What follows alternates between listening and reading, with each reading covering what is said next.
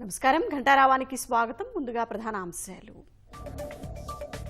మరింత వేగంగా సాగనున్న రాజధాని అమరావతి నిర్మాణం 2733 కోట్ల పనులకు కేబినెట్ ఆమోదం.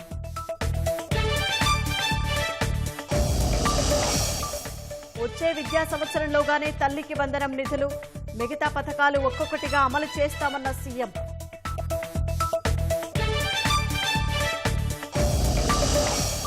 విజయవాడలో 35వ పుస్తక మహోత్సవం ప్రారంభం. పవన్ కళ్యాణ్ సహా ప్రముఖుల హాజరు.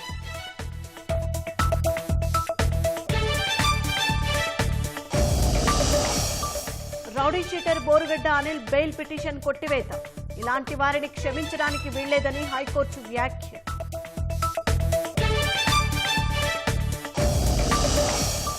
అరుదైన మొక్కలు తరలిస్తున్న 2 వ్యక్తుల అరెస్ట్.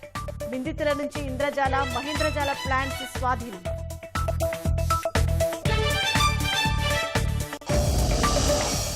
బంగ్లాదేశ్ చొరబాటుదారులకు బీఎస్ఎఫ్ అనుమతిస్తోందన్న మమత. బంగాల్ను అస్థిరత్వపరచాలన్న ప్రయత్నమేనని తీవ్ర వ్యాఖ్యలు.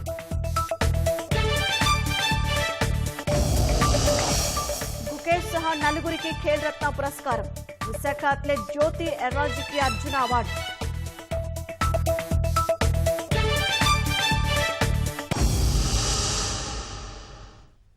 రాజధాని అమరావతి నిర్మాణ పనులు మరింత వేగం పెంచేలా 2733 కోట్ల రూపాయల పనులకు రాష్ట్ర మంత్రివర్గం ఆమోదం తెలిపింది. సిఆర్డీఎస్ సమావేశంలో తీసుకున్న నిర్ణయాలకు పచ్చజెండా ఊపింది. భవన నిర్మాణాలు, లేఅవుట్ల అనుమతులు జారీ, నిర్ణయాధికారంలో పురపాలక సంఘాలకు బదలాయించేలా చట్ట సవరణ ఆర్డినెన్స్కు కేబినెట్ ఆమోదముద్ర వేసింది. ఎస్ఐపిబి ప్రతిపాదించిన పెట్టుబడులకు సైతం మంత్రివర్గం అంగీకారం తెలిపింది. ముఖ్యమంత్రి చంద్రబాబు అధ్యక్షతన సచివాలయంలో సమావేశమైన రాష్ట్ర మంత్రివర్గం కీలక ప్రతిపాదనలకు ఆమోదం తెలిపింది. అమరావతిలో పనుల వేగం పెంచేలా సిఆర్డీఏ సమావేశంలో తీసుకున్న నిర్ణయాలకు కేబినెట్ ఆమోదముద్ర వేసింది. 2733 కోట్లతో చేపట్టనున్న 2 పనులకు అంగీకారం తెలిపింది. ప్రపంచ బ్యాంకు, ఏడీబీ సూచనల మేరకు రాజధాని నిర్మాణ పనుల్లో గత టెండర్లు ప్రభుత్వం రద్దు చేయగా కొత్తగా టెండర్లు పిలవాలన్న సూచనలకు మంత్రివర్గం గ్రీన్ సిగ్నల్ ఇచ్చింది. 5.5 సంవత్సరాల క్రితం విధ్వంస పరిపాలన మూలంగా అమరావతిలో పనులన్నీ కూడా ఎక్కడున్నవి అక్కడే అన్నట్లు గత ప్రభుత్వం ఆపేసిన విషయం మనందరికీ తెలిసిందే. తద్వారా ఈ రాష్ట్రానికి రాజధాని లేని పరిస్థితి, ప్రపంచ స్థాయి రాజధానిని ఆశిస్తున్న పరిస్థితుల్లో విధ్వంసకరమైన పరిపాలన రావటం మూలంగా చాలా పనులు ఆగిపోయినాయి. ఆ పనుల్ని ఇప్పుడు పునరుద్ధరించాల్సిన పరిస్థితులు ఏర్పడి మరి దాంట్లో భాగంగా 2723.02 కోట్ల విలువైన 2 ఇంజనీరింగ్ పనుల్ని టేకప్ చేయడానికి ఈరోజు మంత్రి మండలి ఆమోదం తెలిపిందని చెప్పేసి మనం చేస్తాను. ఎవరైతే ఈ అమరావతి నిర్మాణానికి ఆర్థిక సాయం చేస్తా ఉన్నారో వారి సూచనల మేరకు ఈ ఇంతకుముందు ఉన్న టెండర్లన్నింటిని కూడా రద్దు చేసి మళ్ళీ ఫ్రెష్ టెండర్స్ని పిలవటానికి సూచనలు చేయడం జరిగింది ఈ ఫైనాన్షియల్ సంస్థలు.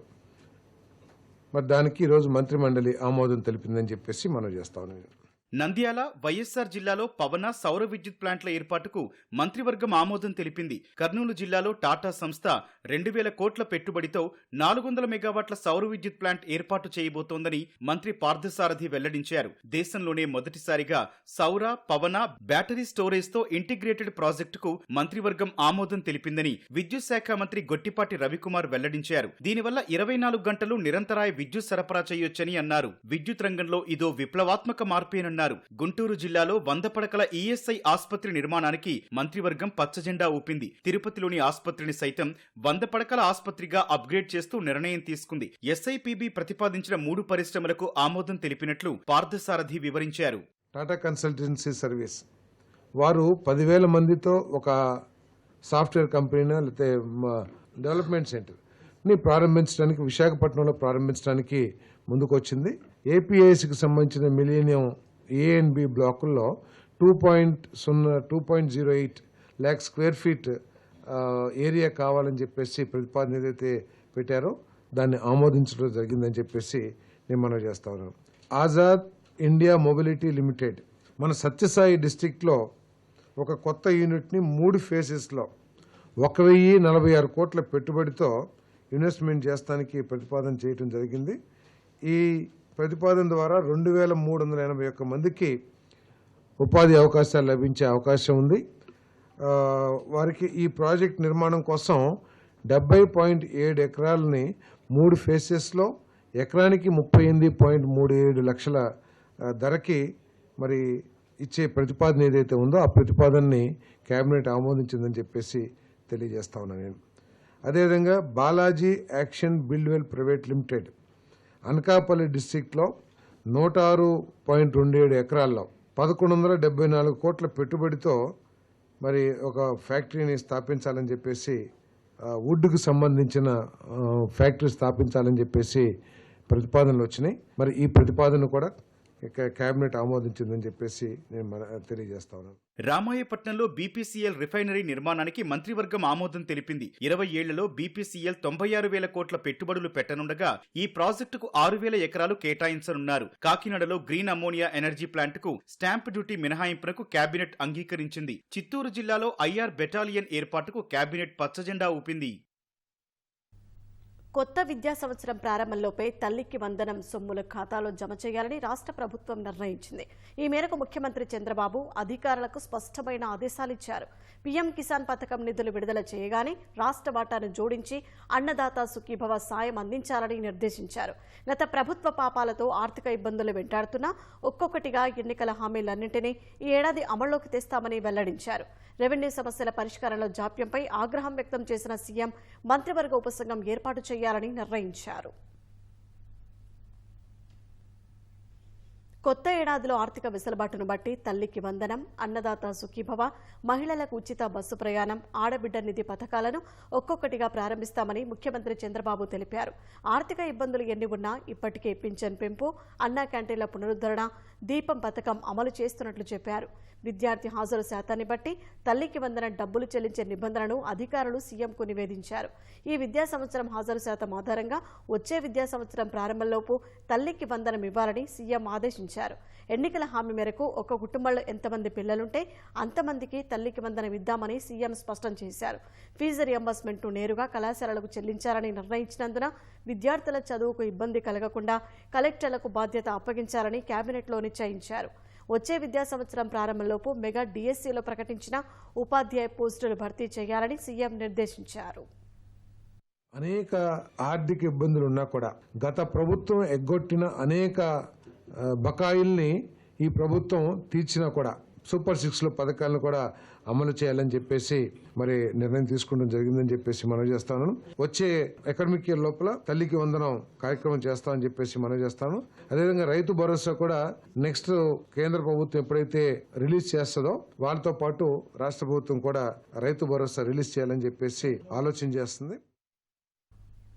రెవెన్యూ సదస్సుల తీరుతెన్నులు, జలవనరులు, ఆర్థిక ఇబ్బందులపై మంత్రులతో సీఎం సుదీర్ఘంగా చర్చించారు. రెవెన్యూ సమస్యల పరిష్కారంలో జాప్యంపై ఆగ్రహం వ్యక్తం చేశారు. త్వరగా పరిష్కారానికి అవసరమైన సూచనలు చేసేలా మంత్రివర్గ ఉపసంఘం ఏర్పాటుకు నిర్ణయించారు.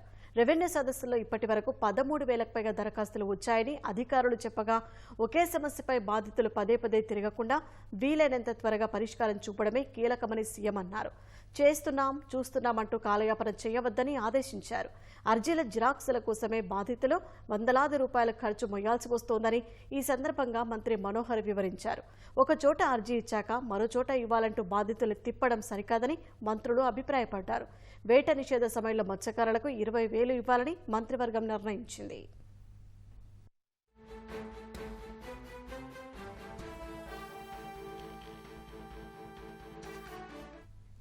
గోదావరి బనకచెర్ల అనుసంధానంపై కేబినెట్ భేటీలో పవర్ పాయింట్ ప్రజెంటేషన్ ఇచ్చారు.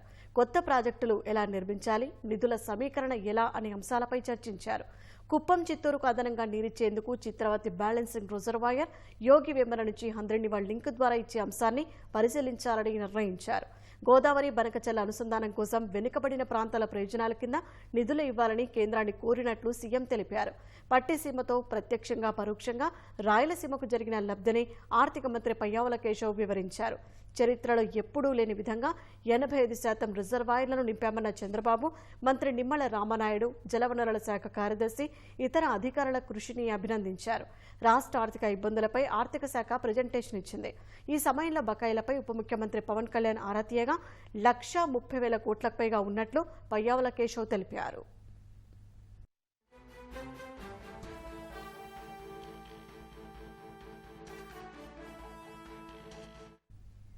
21,000 కోట్ల రూపాయల ఉద్యోగుల సేవింగ్ నిధులను జగన్ హయాంలో మళ్లించడంపై మంత్రివర్గ భేటీ తర్వాత చర్చ జరిగింది. ఉద్యోగులకు ఎలా న్యాయం చేయాలనే అంశంపై మంత్రులు చర్చించారు. ఉద్యోగులకు జగన్ చేసిన నష్టాన్ని భర్తీ చేసేలా ప్రత్యామ్నాయ మార్గాలను చూడాలని సీఎం సూచించారు. ఈ నెల 8న ప్రధాని మోదీ విశాఖ పర్యటనపై మంత్రివర్గ భేటీ అనంతరం చర్చ సాగింది. NTPC green hydrogen project, Nakkapalli bulk drug park, Visakha railway zone, పారిశ్రామిక నోడ్లకు ప్రధాని శంకుస్థాపన చేయనున్నారు. ఆ రోజున ప్రధాని మోదీతో కలిసి ముఖ్యమంత్రి చంద్రబాబు, ఉప ముఖ్యమంత్రి పవన్ రోడ్ షో నిర్వహించనున్నారు. ప్రైమ్ మినిస్టర్ గారి ప్రోగ్రాంలో NTPC integrated green hydrogen hub at Podimaka ఆ ప్రాజెక్టుకి శంకుస్థాపన చేయడం జరుగుతుంది. దీని ద్వారా 65,370 కోట్ల రూపాయలు 3 ఫేసెస్లో ఇన్వెస్ట్మెంట్ చేయబోతున్నారని చెప్పేసి కూడా ఈ సందర్భంగా నేను తెలియజేస్తా ఉన్నాను. నేను అదేవిధంగా కృష్ణపట్నం ఇండస్ట్రియల్ హబ్ ఏదైతే ఉందో అది కూడా ప్రారంభించబడుతుంది. ఎంప్లాయ్మెంట్ పొటెన్షియల్ 50,000 మందికి. తర్వాత bulk drug park at Nakkapalli, total extent of land 2001.8 acres with the project cost of bulk drug park ఏర్పాటు చేయబడుతుందని చెప్పేసి మనం చేస్తాను. మొత్తం ఈ బల్క్ డ్రగ్ పార్క్లో 11,542 కోట్ల పెట్టుబడులు వస్తాయని చెప్పేసి ఆశిస్తున్నాం. తద్వారా 54,000 మందికి ఎంప్లాయ్మెంట్ ఆపర్చునిటీస్ కూడా వస్తాయని చెప్పేసి ఆశిస్తా ఉన్నాం. రైల్వే జోన్కి మన ప్రధానమంత్రి గారి చేతుల మీద కూడా శంకుస్థాపన కూడా చేయబోతున్నాం అని చెప్పేసి మనం చేస్తా ఉన్నాను. నేను మంత్రులకు ముఖ్యమంత్రి చంద్రబాబు నూతన సంవత్సర శుభాకాంక్షలు తెలిపారు. సీఎస్గా బాధ్యతలు స్వీకరించిన విజయానంద్కు మంత్రివర్గం అభినందనలు తెలిపింది. తొలిసారి బీసీ అధికారికి సీఎస్ పదవి దక్కడంపై చర్చ జరిగింది. గతంలో ఎస్సీ అధికారి కాగే మాధవరావును సీఎస్గా నియమించింది తెలుగుదేశం ప్రభుత్వమేనని సీఎం గుర్తు చేశారు. ఈ నెల 17న మరోసారి రాష్ట్ర మంత్రివర్గం సమావేశం కానుంది. వైసీపీ నేత rowdy sheeter Borugadda Anil bail పిటిషన్ను హైకోర్టు కొట్టివేసింది. సోషల్ మీడియాలో అసభ్య పోస్టులు పెట్టడమే నిందితుడు పనిగా పెట్టుకున్నారా అని నిలదీసింది. అనుచిత పోస్టులు పెట్టే బోరుగడ్డ లాంటి వారిని క్షమించడానికి వీల్లేదని స్పష్టం చేసింది.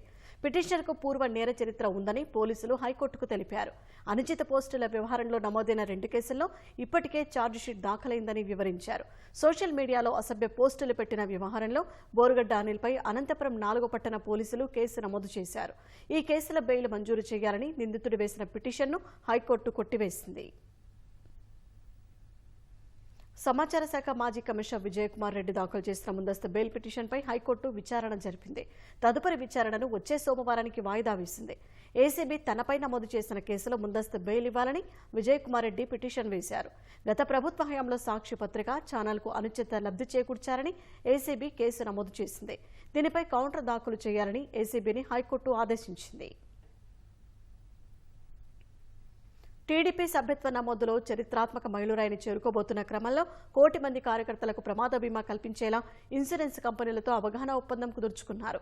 ఉండవల్లి నివాసంలో జరిగిన కార్యక్రమంలో United India insurance, pragmatic insurance broking ప్రతినిధులు ఎంఓయూపై సంతకాలు చేశారు. 1 కోటి మంది కార్యకర్తల కోసం ఒకేసారి ఇన్సూరెన్స్ సౌకర్యం కల్పించడం రాజకీయ పార్టీల చరిత్రలో ఇదే ప్రథమం. ఒప్పందం ప్రకారం 2025 జనవరి 1 నుంచి 2025 డిసెంబర్ 31 వరకు 1 కోటి మంది కార్యకర్తల బీమా కోసం తొలి విడతలో 42 కోట్ల రూపాయలు టీడీపీ చెల్లించింది. ఈ ఒప్పందం ప్రకారం కార్యకర్తలకు 5 లక్షల ప్రమాద బీమా లభించనుంది. కర్నూలు జిల్లా ఆదోని మండలం చిన్న పెండెకల్లో బోరుబావిలో పేలుడు జరిగి 3కి తీవ్ర గాయాలయ్యాయి. కురువచంద్ర అనే రైతు పొలంలో బోరు వేస్తుండగా పైపులు దించే సమయంలో పేలుడు సంభవించింది. ఈ ఘటనలో బోరు నుంచి వెలువడిన రాళ్లు తగిలి చంద్ర, బసమ్మ, జయరాం అనే 3 తీవ్రంగా గాయపడ్డారు. బాధితులను తొలుత ఆదోని ఆసుపత్రికి, అక్కడి నుంచి కర్నూలు ఆసుపత్రికి తరలించారు. బోరుబావిలో పైపులు దించేటప్పుడు ఎయిర్లాక్ వల్ల ప్రమాదం జరిగినట్లు స్థానికులు తెలిపారు. ఒక రైతులు మేము ఒకరికొకరు హెల్ప్ చేసుకుంటున్నాం సార్. బోర్లో అది ఒక 2 పైపులు 3 పైపులు 30 అడుగులు దింపే లోపల అది దింపేటప్పుడు అది ఏరు పట్టి పైకి లాగి ముగ్గురు మంత్రులకి గాయాల్లో తగ్గింది సార్. పేలింది సార్, కింద నుంచి పేలింది కాదు, నెల కింద వేసినారు సార్ బోరు. నెల కింద వేసింటే ఇప్పుడు నీళ్ళు రైతులు తక్కువ వచ్చి దింపుకునే పోయినాం సార్. అది దింపేటప్పుడు ఏం చేసినారు, కింద అది ఏదన్నా రాయి పట్టుకొని ప్రెస్సింగ్ చేసేటప్పుడు అది ముగ్గురు మధ్యలో అడుగు ఉన్నప్పుడు వచ్చి పేరు తగిలింది సార్. అది పట్టంతా కళ్ళగా పడి ఎంత గాయాలు భారీగా తగిలింది సార్. మోటార్ లేదు, దింపలేదు సార్. మోటార్ దింపాలని ఖాళీ పైపులో రైతులు చేసినాం సార్. అరుదైన సముద్ర జాతి ఇంద్రజాల, మహేంద్రజాల మొక్కలను అక్రమంగా తరలిస్తున్న ముగ్గురిని డీఆర్ఐ అధికారులు అరెస్టు చేశారు. అంతరించిపోతున్న జాతుల్లో ఉన్న ఇంద్రజాల, మహేంద్రజాల మొక్కలను బ్లాక్ సాఫ్ట్ కోరల్స్ గా పిలుస్తారు. శ్రీశైలం, ఒంగోలు ప్రాంతాల్లో ఈ మొక్కలను విక్రయిస్తున్న ఇద్దరిని పట్టుకున్నారు. వారి నుంచి 9.8 కిలోల ఇంద్రజాల, మహేంద్రజాల మొక్కలను 6 శంకువులను స్వాధీనం చేసుకున్నారు. నిందితుల సమాచారంతో ఒంగోలులో మొక్కలు సరఫరా చేస్తున్న మరో వ్యక్తిని అరెస్టు చేశారు. అక్కడ 6.64 కిలోల dead black, dead soft corals స్వాధీనం చేసుకున్నారు.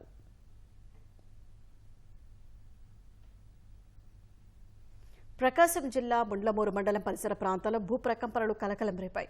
సెకండ్ పాటు భూమి కంపించడంతో జనం ఆందోళన చెందారు. ఇళ్ల నుంచి బయటకు వచ్చారు. ఒక్కసారిగా పెద్ద శబ్దం వచ్చిందని స్థానికులు తెలిపారు. తరచూ భూ ప్రకంపనలతో తీవ్రంగా ఆందోళన చెందుతున్నట్లు చెప్పారు. నూతన సంవత్సర వేడుకలు జరుపుకునేందుకు గోవాకు వెళ్లి పశ్చిమ గోదావరి జిల్లాకు చెందిన యువకుడు దుర్మరణం పాలయ్యాడు.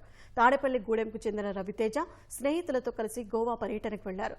కలంగుడ్ బీచ్లోని మరీనా బీచ్ షాక్ రెస్టారెంట్ నిర్వాహకులతో జరిగిన ఘర్షణలో ప్రాణాలు కోల్పోయాడు. రెస్టారెంట్ యజమాని కుమారుడు తమ స్నేహితురాలితో అసభ్యకరంగా ప్రవర్తించడంతో ప్రతిఘటించామని రవితేజ స్నేహితులు చెప్పారు. రెస్టారెంట్లో పనిచేసిన వ్యక్తి వెదురుకర్రతో రవితేజ తలపై మోదడంతో చనిపోయాడని వెల్లడించారు. రవితేజ మృతదేహం తాడేపల్లిగూడెం చేరుకోవడంతో అతని తల్లిదండ్రులు, బంధువులు కన్నీరు మున్నీరుగా విలపించారు.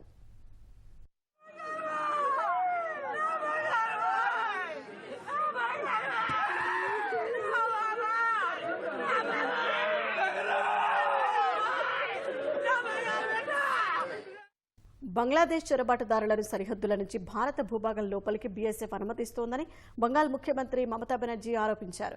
బంగాల్ను అస్థిరత్వపరచాలని బీఎస్ఎఫ్ ప్రయత్నిస్తోందని మమతా తీవ్ర వ్యాఖ్యలు చేశారు. ఈ కుట్రల వెనుక కేంద్ర ప్రభుత్వం బ్లూ ప్రింట్ ఉందని తనకు తెలుసని దీదీ మండిపడ్డారు. సితాయి, ఇస్లాంపూర్, చోప్రాసా పలు సరిహద్దు గ్రామాల నుంచి చొరబాటుదారులు వచ్చేందుకు బీఎస్ఎఫ్ సహకరిస్తోందని రాష్ట్ర పోలీసుల నుంచి సమాచారం వచ్చిందని బంగాల్ సీఎం తెలిపారు. తృణమూల్ కాంగ్రెస్ ప్రభుత్వాన్ని చొరబాట్లకు బాధ్యుడిగా చేయాలని చూస్తోందన్నారు. ఇలాంటి చర్యలు ఆపకుంటే బీఎస్ఎఫ్కు వ్యతిరేకంగా ఆందోళనలు చేస్తామని హెచ్చరించారు. సరిహద్దుల్లో బెంగాలీలను కూడా బీఎస్ఎఫ్ చిత్రహింసలకు గురిచేస్తోందని రాష్ట్ర సచివాలయంలో ఏర్పాటు చేసిన రివ్యూ మీటింగ్లో దీదీ పేర్కొన్నారు. బెంగాల్లోకి ప్రవేశించిన చొరబాటుదారులు రాష్ట్రంలో ఎక్కడ ఆశ్రయం పొందుతున్నారో విచారించి చర్యలు తీసుకోవాలని రాష్ట్ర డీజీపీ రాజీవ్ కుమార్ను బంగాల్ సీఎం ఆదేశించారు. బంగ్లాదేశ్లో దేశద్రోహం ఆరోపణలపై అరెస్టైన ఇస్కాన్ మాజీ సభ్యుడు చిన్మయ్ కృష్ణదాస్కు కోర్టులో నిరాశ ఎదురైంది. ఆయనకు బెయిల్ ఇచ్చేందుకు చిట్టగాంగ్ కోర్టు నిరాకరించింది. తీవ్రమైన అభియోగాల కారణంగా బెయిల్ ఇవ్వలేమని జడ్జి ప్రకటించారు. కృష్ణదాస్ బెయిల్ కోసం హైకోర్టుకు వెళ్లనున్నట్లు ఆయన తరపు న్యాయవాదులు తెలిపారు. ఇస్కాన్ మాజీ సభ్యుడు చిన్మయ్ కృష్ణదాస్కు బంగ్లాదేశ్ కోర్టులో చుక్కెదురైంది. ఆయనకు బెయిల్ ఇచ్చేందుకు చిట్టగాంగ్ న్యాయస్థానం నిరాకరించింది. బంగ్లాదేశ్లోని చిట్టగాంగ్ మెట్రోపాలిటన్ సెషన్స్ కోర్టులో 30 నిమిషాల పాటు చిన్మయ్ కృష్ణదాస్ బెయిల్ పిటిషన్పై వాదనలు జరిగాయి. కేసు తీవ్రత దృష్ట్యా ప్రస్తుతానికి ఆయనకు బెయిల్ ఇవ్వలేమని కోర్టు తేల్చి చెప్పింది. సుప్రీంకోర్టుకు చెందిన 11 మంది న్యాయవాదులు ఆయన తరపున పనిచేస్తున్నప్పటికీ బెయిల్ లభించలేదు. తాజా తీర్పు నేపథ్యంలో హైకోర్టును ఆశ్రయించనున్నట్లు ఆయన తరపు న్యాయవాదులు తెలిపారు. బంగ్లాదేశ్ జాతీయ పతాకాన్ని అవమానించారనే ఆరోపణలపై గతేడాది నవంబర్ 25న చిన్మయ్ కృష్ణదాస్ను అక్కడి పోలీసులు అరెస్ట్ చేశారు. విజయవాడలో మున్సిపల్ మైదానంలో నిర్వహిస్తున్న పుస్తక మహోత్సవ ప్రారంభ కార్యక్రమంలో డిప్యూటీ సీఎం పవన్ కళ్యాణ్ మాట్లాడుతున్నారు. ప్రత్యక్ష ప్రసారం ద్వారా చూద్దాం. విజయవాడలో ఈ పుస్తక మహోత్సవ కార్యక్రమానికి విజయవాడ పుస్తక మహోత్సవం 35వ పుస్తక మహోత్సవానికి నన్ను అతిథిగా ఆహ్వానించినందుకు మనస్ఫూర్తిగా నా హృదయపూర్వక నమస్కారాలు. ఇక్కడికి విచ్చేసిన పాత్రికేయులకి, విశిష్టమైన అతిథులకి, ఇక్కడికి విచ్చేసిన అభిమానులందరికీ నా హృదయపూర్వక నమస్కారాలు. అలాగే కృతివెంటి శ్రీనివాసరావు గారికి, మానికొండ నాగేశ్వరరావు గారికి, అప్సరస కృష్ణారావు గారికి, శ్రీ లక్ష్మయ్య గారికి, మనోహర్ నాయుడు గారికి మనస్ఫూర్తిగా నా హృదయపూర్వక నమస్కారాలు. అలాగే ఎంఎస్కో విజయ్ కుమార్ గారికి నా ప్రత్యేకంగా నాకు ధన్యవాదాలు తెలియజేసుకుంటా ఉన్నాను. విజయవాడ బుక్ ఫెస్టివల్ మున్సిపల్ స్టేడియంలో గత సంవత్సరాలుగా నిర్వహిస్తూ నన్ను ఆహ్వానించారు. ముందు ఆహ్వానించినప్పుడు నేను అడిగాను, ఎక్కడ ఇది అంటే వేరే స్టేడియం పేరు ఏదో చెప్పారు నాకు. దేనికి అంటే రెగ్యులర్గా ఉండే మున్సిపల్ స్టేడియం ఇవ్వట్లేదు, దీనికి అంటే ఇది any municipal stadium basically sports కోసం కదా స్టేడియంస్ ఉంది, అందుకని పుస్తకాలకి మన ఈ బుక్ ఎగ్జిబిషన్ మేము అందుకని ఇవ్వట్లేదు అనేది ప్రభుత్వ అధికారులు చెప్పారని మనోహర్ నాయుడు గారు నా దృష్టికి తీసుకొస్తే వెంటనే మున్సిపల్ అడ్మినిస్ట్రేషన్ సెక్రటరీ గారికి, కన్నబాబు గారికి, అలాగే గౌరవ మంత్రి honourable minister for municipal administration and urban development వారికి కూడా తెలియజేశాను, పొంగూరు నారాయణ గారికి కూడా. ఖచ్చితంగా మున్సిపల్ స్టేడియంస్ అనేది దేహదారుఢ్యానికి, రన్నింగ్ కావచ్చు, స్పోర్ట్స్కి కావచ్చు. నేను చెప్పింది ఎందుకు ఇవ్వాలి మనం దీనికి అని అనడానికి నేను ఒకటే మాట చెప్పాను, books are the training weights for the mind. శారీరక దారుఢ్యానికి పరిగెట్టడాలు ఇవన్నీ ఎంత అవసరమో పుస్తకాలు కూడా training weights of the mind. అందుకని ఆ మాట చెప్పగానే వెంటనే పర్మిషన్ ఇచ్చినందుకు ముందుగా కన్నబాబు గారికి, పొంగూరు నారాయణ గారికి మనస్ఫూర్తిగా నా ధన్యవాదాలు తెలుపుతా ఉన్నాను.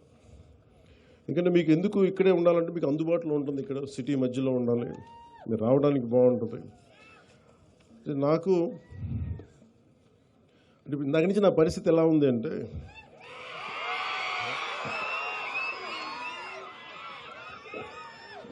ఒక చిన్న అబ్బాయిని వాళ్ళ అమ్మా నాన్న ఒక ఒక క్రీడా స్థలానికి తీసుకెళ్ళి కానీ, ఒక టాయ్ షాప్కి తీసుకెళ్ళి కానీ, ఒక బొమ్మల దుకాణానికి తీసుకెళ్ళి కానీ అతన్ని కూర్చోబెట్టి అలాగే అతని కంట్రోల్గా పక్కన కూర్చోబెడితే వచ్చిందేమో బొమ్మలు చూడడానికి, కొనుక్కోవడానికి. ఇవన్నీ తల్లిదండ్రులు కూర్చొని హోల్డ్ చేసి మిగతా మాట్లాడితే ఎలా ఉంటుందో నా పరిస్థితి ఎలా ఉంది. చుట్టుపక్కల పుస్తకాల షాపులు. నేను ఎంఎస్కే విజయ్ కుమార్ గారు చిన్న కోపం కూడా ఉంది నాకు, ఇంతసేపు నాకు తెలియదు, లేదంటే ఇప్పటికే నేను ఏమంటుంది దీపం వెలిగించి వెళ్ళిపోయే మైండ్ సెట్లో ఉన్నాను నేను. అంటే సరదాగా ఎందుకు చెప్తున్నానంటే నాకు జీవితంలో ధైర్యం ఇచ్చింది, నాకు నిలబడే ధైర్యాన్ని ఇచ్చింది నాకు పుస్తకాలు ధైర్యాన్ని ఇచ్చినాయి. నేను ఎప్పుడు అంటే ఈ సందర్భంగా నాకు ఒక పుస్తకాల షాప్ రన్ చేసే నాకంటే చాలా సూపర్ సీనియర్ అయిన రమేష్ గారని భవానీ బుక్ సెంటర్ అని రన్ చేసేవాళ్ళు నెల్లూరులో. స్కూల్ అసైన్మెంట్స్కి, సోషల్ అసైన్మెంట్స్కి వెళ్ళి ఏవో కొనుక్కుంటూ ఉండేవాడిని. అలాగే నాకు స్నేహం, ఆయన బుక్ షాప్ ఓనరు, నేనేమో 8th క్లాస్ ఊహించుకోండి, 7th క్లాస్. సో అది నాకు ఏం చేసింది, ఆయన బుక్ షాప్కి వెళ్ళి నేను కూర్చొని చదవటం, అది నాకు చాలా చాలా సహాయపడింది. దానికి ముందే నేను 5వ తరగతి నుంచో మాకు ఇంట్లో కొంత పుస్తక పఠనం అలవాటు, మా అమ్మగారి వల్ల, మా నాన్న వల్ల క్లాసిక్స్, మా అమ్మ వల్ల తెలుగు సాహిత్యం. సో ముఖ్యంగా నాకు ప్రభావితం చేసిన వ్యక్తులు అంటే ఈరోజు నేను చాలాసార్లు అనుకుంటాను, డబ్బులు ఒక 1 కోటి రూపాయలు ఇచ్చేయడానికి ఆలోచించను, కానీ ఒక పుస్తకం ఇవ్వాలంటే చాలా ఆలోచిస్తాను. అంటే పుస్తకాన్ని ఇవ్వాలి అంటే నిజంగా నా సంపదను ఇచ్చేసి, అంటే నా కర్ణుడి కవచకుండలాలు ఎలా కోసేస్తే బాధపడతాడో నాకు తెలియదు, కానీ నా పుస్తకం ఇవ్వాలంటే మటుకు చాలా కింద మీద పడిపోతాను, ఇవ్వాలవుతుంది. అందుకని ఏంటంటే కొంతమంది అడిగినప్పుడు, ఈవెన్ నా పిల్లలు అడిగినప్పుడు కూడా వాళ్ళకి కావాలని ఇంకో కాపీ కొనిచ్చిస్తాను తప్ప నా పుస్తకాలు ఇవ్వడానికి ఇబ్బంది పడతాను. అంత మమకారం నాకు పుస్తకాలు. ఎందుకు ఇంత మమకారం అంటే నా జీవితంలో ఎప్పుడు కూడా పుస్తకాలు అనేది, పుస్తక పఠనం లేకపోతే నేను ఏమైపోయావని అనిపిస్తుంది. నేను ఇంటర్వ్యూని కూడా ఎందుకు మధ్యలో ఆపేశానంటే చదువుకోలేక కాదు, మార్క్స్ తెచ్చుకోలేక కాదు, బాగా చదివేవాడిని. కానీ ఎందుకంటే నేను కోరుకుంటున్న చదువు పుస్తకాల్లో లేదు, నాకు క్లాస్ రూమ్లో లేదు.